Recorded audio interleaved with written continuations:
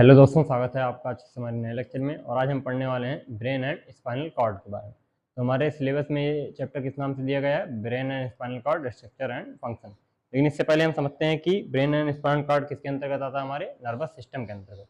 सबसे पहले हम देखेंगे कि ह्यूमन नर्वस सिस्टम क्या है। Human nervous system, human nervous system. तो ह्यूमन नर्वस सिस्टम क्या है? ह्यूमन नर्वस सिस्टम एक complex structure of neuron and cells. Neurons और उनके सेल्स का ये कॉम्प्लेक्स स्ट्रक्चर है जो कि जिसके थ्रू हमारी बॉडी में कम्युनिकेशन को लागू करता है, जिससे हमारी बॉडी में कोई भी थॉट हो, कोई भी एक्शन हो, या फिर क्या कह सकते हैं, बॉडी के सभी फंक्शन कंप्लीट होते हैं। तो क्या है? Complex structure of neurons and cells that allow communication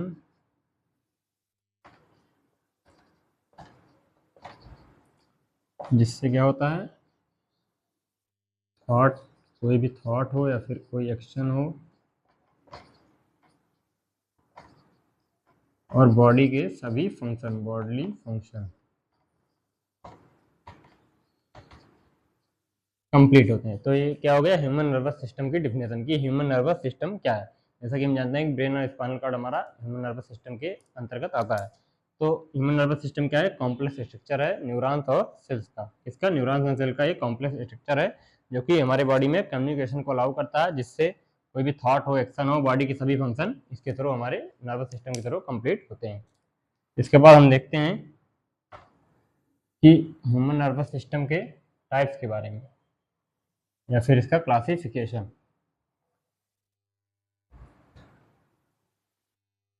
तो ह्यूमन नर्वस सिस्टम का क्लासिफिकेशन या फिर इसके टाइप्स के बारे में देखेंगे। तो ह्यूमन नर्वस सिस्टम को दो टाइप में डिवाइड किया गया है। एक है पेरिफेरल नर्वस सिस्टम, एक है सेंट्रल नर्वस सिस्टम।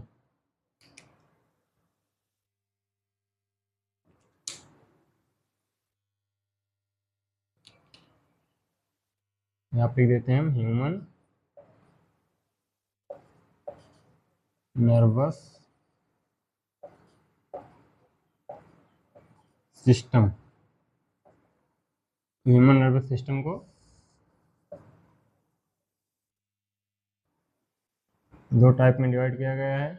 पहला है पेरिफेरल, इसे हम लिख देते हैं शॉर्ट में नर्वस सिस्टम, और दूसरा है central nervous system. Human nervous system को दो टाइप में डिवाइड किया गया है। पहला है पेरिफेरल नर्वस सिस्टम, दूसरा है सेंट्रल नर्वस सिस्टम। इसके बाद पेरिफेरल नर्वस सिस्टम को फर्दर क्या कहते हैं, दो टाइप में डिवाइड किया गया है।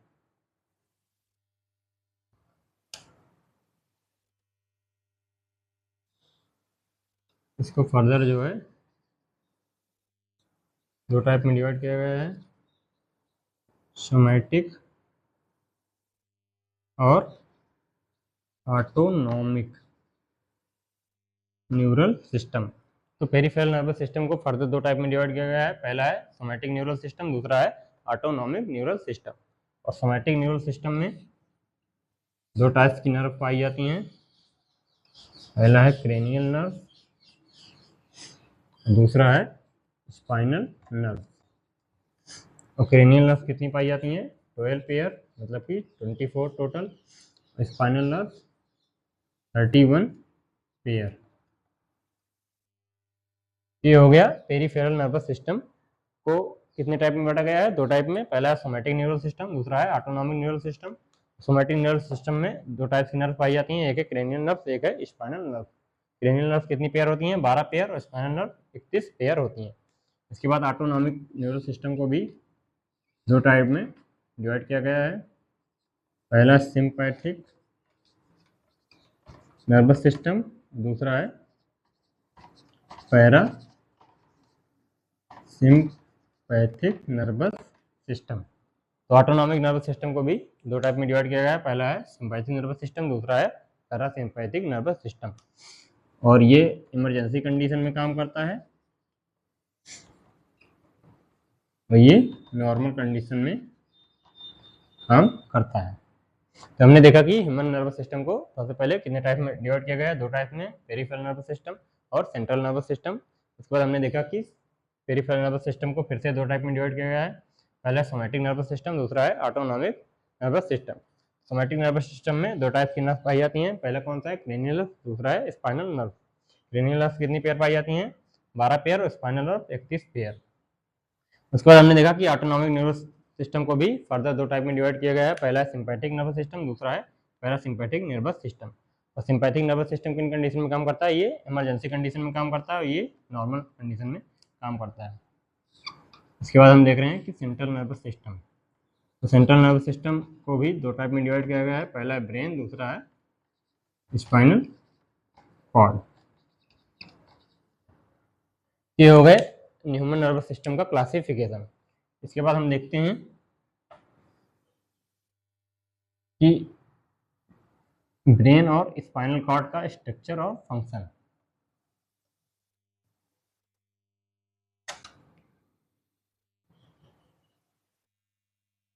इसके बाद हम देखेंगे ब्रेन और स्पाइनल कॉर्ड का स्ट्रक्चर और फंक्शन। यहाँ पे सबसे पहले हेडिंग डाल देते हैं ब्रेन। तो ब्रेन क्या है हमारा, ब्रेन हमारा एक ऐसा ऑर्गन है जो हमारे बॉडी में कमांड एंड कंट्रोल सिस्टम की तरह के काम करता है। क्या करता है, command and control system, command and control system के तरीके काम करता है। और हमारे बॉडी के जितने भी फंक्शन हैं वो किससे कंट्रोल होते हैं, ब्रेन, या फिर से कौन परफॉर्म करवाता है, ब्रेन। तो होगा ब्रेन की डिफिनेशन कि ब्रेन क्या है। इसके बाद हम देखेंगे कि ब्रेन के टाइप्स के बारे में।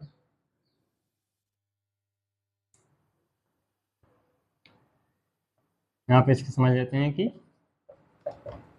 ब्रेन के टाइप्स के बारे में। सबसे पहले तो ब्रेन कितने टाइप का होता है, ये तीन टाइप का, ऐसे तीन टाइप में डिवाइड किया गया है।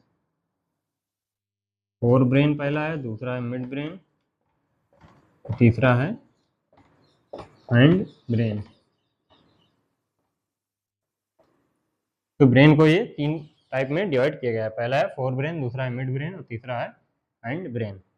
और फोर ब्रेन भी तीन टाइप में इसको भी डिवाइड किया गया है, पहला है सेरिब्रम, दूसरा है थैलेमस और तीसरा है हाइपोथैलेमस। तो ब्रेन को कितने टाइप में डिवाइड किया गया है, तीन टाइप में, पहला है फोर ब्रेन, दूसरा है मिड ब्रेन, तीसरा है हाइंड ब्रेन। और फोर ब्रेन को कितने टाइप में डिवाइड किया गया है, तीन टाइप में, पहला है सेरिब्रम, दूसरा है थैलेमस, तीसरा है हाइपोथैलेमस।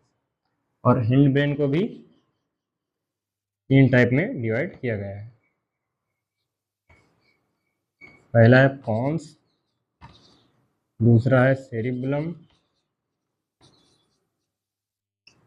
और तीसरा है मेड्यूला। मेड्यूला या फिर मेड्यूला ऑब्लिंगाटा भी इसे कहते हैं। हिंड ब्रेन को भी तीन टाइप में डिवाइड किया गया है, पहला क्या है पॉन्स, दूसरा क्या है सेरिबलम, तीसरा क्या है मेडुला। इसके बाद हम देखेंगे कि तो पहले हमने देखा क्या ब्रेन क्या है, कमांड और कंट्रोल सिस्टम के तरीके काम करता है। हमारे बॉडी में जितने भी फंक्शन हो गए वो किससे कंट्रोल होते हैं, ब्रेन से, या फिर इसे ब्रेन परफॉर्म करता है। इसके बाद हम देखेंगे कि फोर ब्रेन के बारे में, कि फोर ब्रेन के टाइप्स और इसके फंक्शंस के बारे में।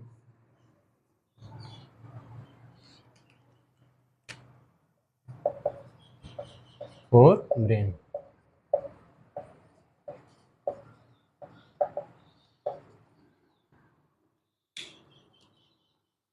तो फोर ब्रेन को हमने देखा था कि तीन टाइप में इसे डिवाइड किया गया है, पहला क्या था सेरिब्रम,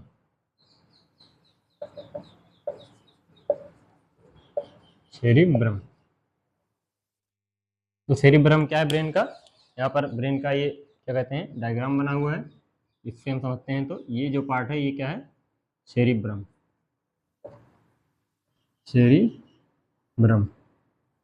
इसके बाद ये वाला पार्ट क्या है, ये है थैलेमस। इसके बाद ये वाला पार्ट क्या है, ये है हाइपोथैलेमस। हाइपोथैलेमस। तो ये फोर ब्रेन के 3 टाइप्स हैं। इसमें हम इसके फिगर के थ्रू देखते हैं। पहला क्या है, सेरिब्रम। ये वाला ब्रेन का जो हिस्सा है ये क्या है, सेरिब्रम। ये वाला हिस्सा क्या है, थैलेमस। और ये वाला हिस्सा क्या है, हाइपोथैलेमस। ये 3 टाइप होते हैं फोर ब्रेन के। तो सबसे पहले हम देख रहे हैं कि फोर ब्रेन सॉरी सेरिब्रम क्या है। तो सेरिब्रम क्या है, ये लार्जेस्ट पार्ट है। क्या है, largest part of brain. Largest part of brain. Brain का ये लार्जेस्ट पार्ट होता है। और इसका क्या फंक्शन होता है, वॉलेंटरी मूवमेंट को ये परफॉर्म करवाता है। इसका क्या फंक्शन होता है,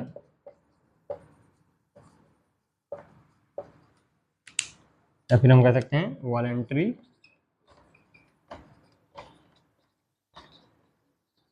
एक्टिविटीज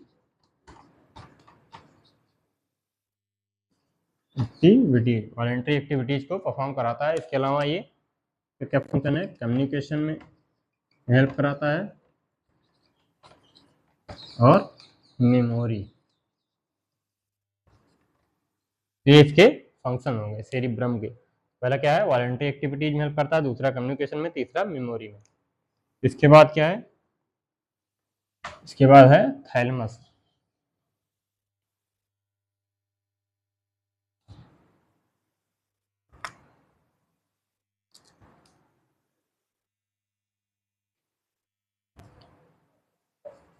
दूसरा पार्ट क्या है ब्रेन का, थैलेमस। तो थैलेमस क्या है, ये एक तरीके से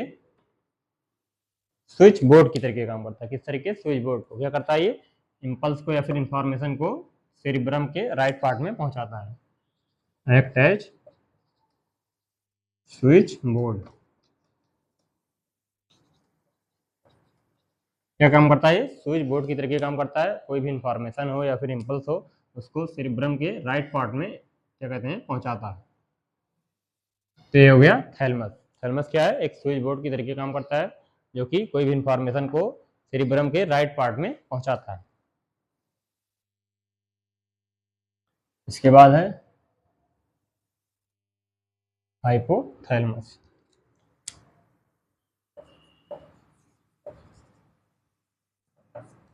तो ये ब्रेन का ये वाला जो थैलेमस के नीचे वाला पार्ट है, ये क्या है, हाइपोथैलेमस। तो हाइपोथैलेमस का क्या फंक्शन है, हाइपोथैलेमस जो है हंगर, थ्रस्ट और इसके अलावा बॉडी टेम्परेचर को क्या कहते हैं, कंट्रोल करता है। इसका क्या फंक्शन है,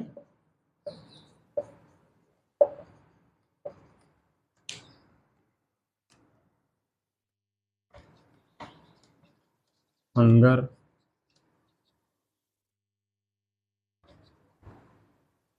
थ्रस्ट और टेम्परेचर। हंगर और थ्रस्ट और टेम्परेचर को ये कंट्रोल करता है, या ये एक्टिविटीज को ये परफॉर्म कराता है। ये हो गया फोर ब्रेन। इसके बाद हम आते हैं मिड ब्रेन के बारे में। तो मिड ब्रेन इसमें कहाँ है, ये वाला पार्ट जो है ये क्या है, मिड ब्रेन।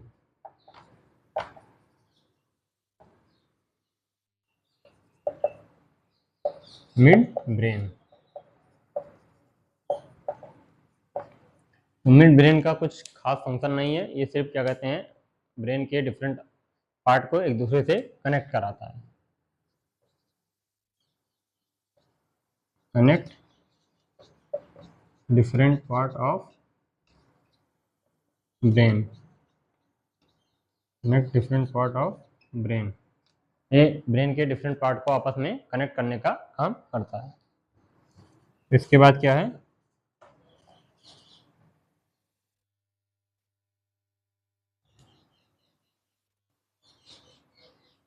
इसके बाद है हिंड ब्रेन या हाइंड ब्रेन।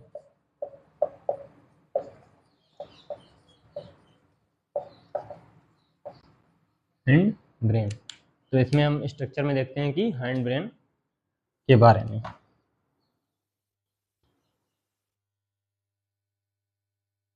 तो ये वाला जो हिस्सा हो गया वो क्या है, पॉन्स। ये वाला हिस्सा हो जाएगा सेरिबेलम। ये वाला हिस्सा हो जाएगा मेडुला। तो हैंड ब्रेन के भी कितने पार्ट होते हैं, 3 पार्ट में से डिवाइड किया गया है। ये वाला हिस्सा जो है ये क्या है, पॉन्स है। और ये वाला हिस्सा क्या है, ये है सेरिबेलम। और ये क्या है, मेडुला या फिर मेडुला ऑब्लिंगाटा। इसके बाद हम समझते हैं कि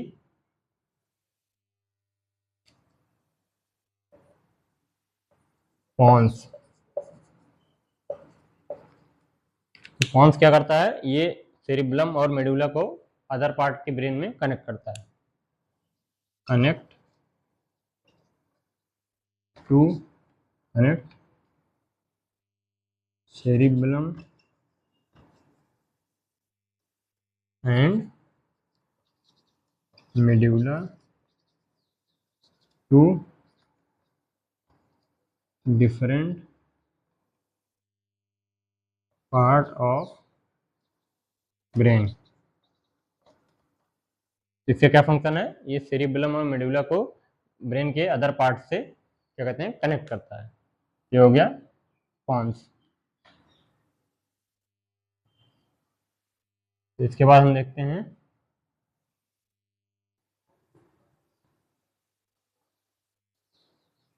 सेरिबेलम।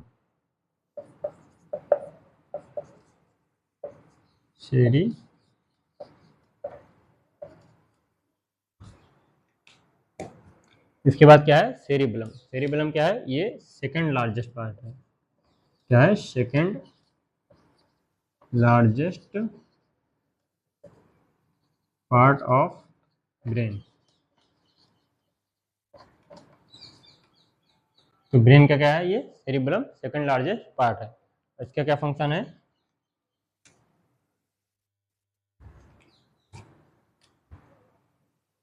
इसके फंक्शन। तो सेरिबेलम क्या क्या है फंक्शन है, ये बैलेंसिंग एंड पोस्चर में हेल्प करता है। बैलेंसिंग एंड पोस्चर, ये हो गया सेरिबेलम का फंक्शन। क्या ये second largest part of brain है और ये बैलेंसिंग एंड पोस्चर में हेल्प करता है। इसके बाद हम देखेंगे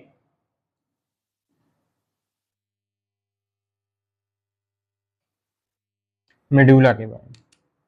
आप लिख देते हैं हैंड ब्रेन।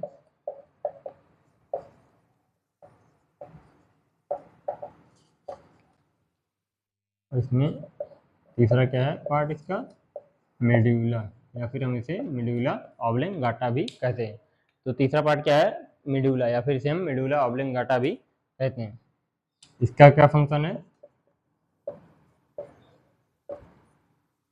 ये इनवॉलेंट्री क्या कहते हैं एक्टिविटीज को कंट्रोल करता है। जैसे हो गया रेस्पिरेशन हो गया, गैस्ट्रिक सिक्रेशन हो गया, कार्डियोवैस्कुलर फंक्शन हो गया। तो ये इन सबको परफॉर्म कराता है या फिर कंट्रोल करता है। इनवॉलेंट्री एक्टिविटीज जैसे कि रेस्पिरेशन,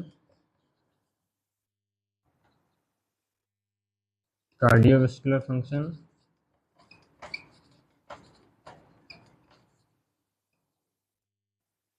और गैस्ट्रिक सिक्रेशन।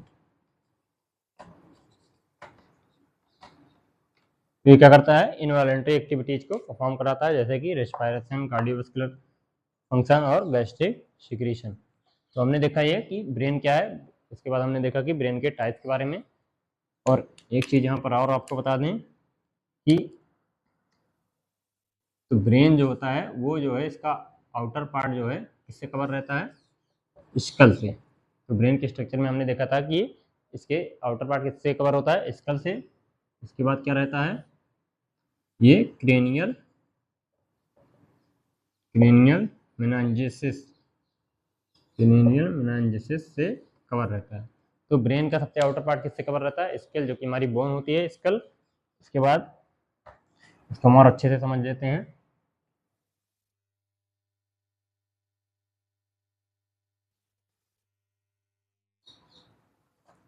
तो ब्रेन का सबसे आउटर पार्ट किससे कवर रहता है? स्कल से, जो बोन है। उसके बाद यहाँ पर ये एक क्या कहते हैं, एक ऐसी लेयर से कवर रहता है, इसे क्या कहते हैं हम? क्रेनियल मेनिंजाइसिस। तो क्रेनियल मेनिंजाइसिस से ये कवर रहता है। उसमें जो है क्रेनियल मेनिंजाइसिस के 3 स्ट्रक्चर होते हैं, या फिर हम कह सकते हैं 3 लेयर होते हैं। सबसे आउटर क्या रहता है? Dura mater. इसके बीच में क्या रहता है? Arachnoid matter. इसके बाद क्या रहता है? पाया मैटर। ये 3 टाइप्स में की क्रेनियल मेनिंजाइसिस लेयर होती है। सबसे इनर में क्या रहेगा? सबसे इनर में क्या रहेगा? पाया मैटर। उसके बाद फिर क्या रहेगा? मिडिल लेयर में रेक्नॉइड मैटर रहेगा। उसके सबसे लास्ट में क्या रहेगा, या फिर आउटर लेयर क्या रहेगी? Dura mater. ये 3 क्रेनियल मेनिंजाइसिस 3 लेयर से कवर रहता है, या फिर 3 मैटर से कवर रहता है। और इन दोनों के बीच में यहाँ पे क्या रहता है? सीएसएफ। इसी किसके बीच में? पाया मैटर और रेक्नॉइड मैटर के बीच में क्या प्रेजेंट रहता है? सीएसएफ। ये हो गया ब्रेन के बारे में। इसके बाद हम देखते हैं स्पाइनल कॉर्ड के बारे में।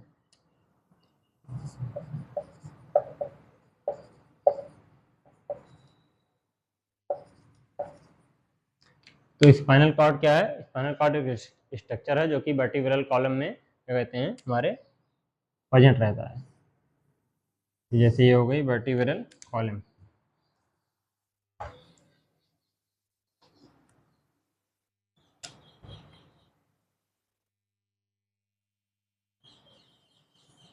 तो ये जैसे कि इसे हम मान लेते हैं क्या, ये वर्टिब्रल कॉलम। तो स्पाइनल कॉर्ड कहाँ रहता है? वर्टिब्रल कॉलम के बीच में क्या रहती है? एक वर्टिब्रल कैनाल। ये जो ये स्ट्रक्चर है, इसे क्या हम कहते हैं? Vertebral canal. Vertebral canal. इसी वर्टिब्रल कैनाल के बीच में क्या प्रेजेंट रहता है? स्पाइनल कॉर्ड हमारा इसी के बीच में प्रेजेंट रहता है। और ये क्या हो गई? Vertebral column. वर्टिब्रल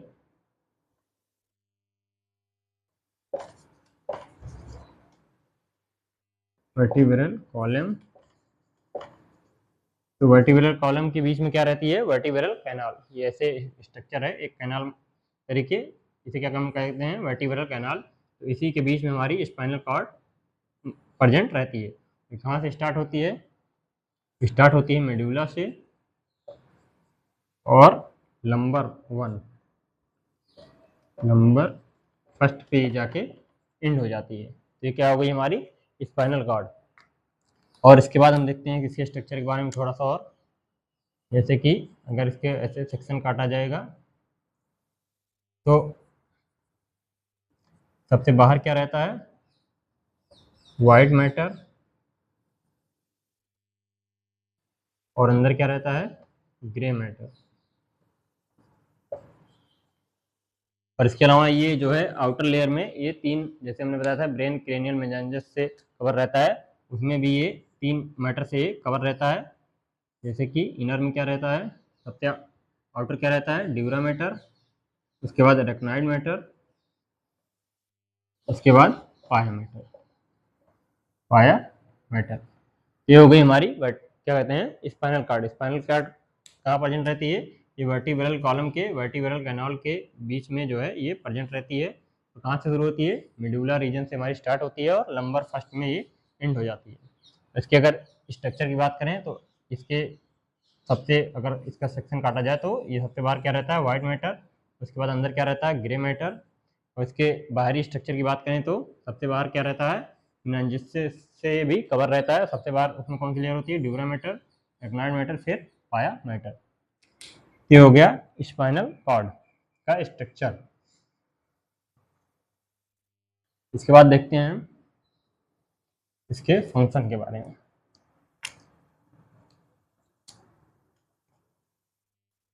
इसके फंक्शन के बारे में। तो स्पाइनल कार्ड का क्या फंक्शन है? स्पाइनल कार्ड जो है ब्रेन से फंक्शन को क्या कहते हैं? बॉडी तक पहुंचाती है। ट्रांसफर सिग्नल, ब्रेन से सिग्नल को या फिर क्या कहते हैं इम्पल्स को बॉडी तक पहुंचाती है। इसके अलावा जो है ये रिफ्लेक्स एक्शन को भी परफॉर्म कराने में हेल्प कराती है। तो ये हो गई हमारी स्पाइनल कॉर्ड। तो हमने देखा कि ह्यूमन नर्वस सिस्टम की डिफिनेशन, उसके बाद हमने देखा कि ह्यूमन नर्वस सिस्टम क्लासिफिकेशन, उसके बाद हमने देखा कि ब्रेन के टाइप्स और इसके स्ट्रक्चर और फंक्शन, और स्पाइनल कॉर्ड के स्ट्रक्चर और फंक्शन के बारे में। मिलते हैं अब अपने अगले लेक्चर में।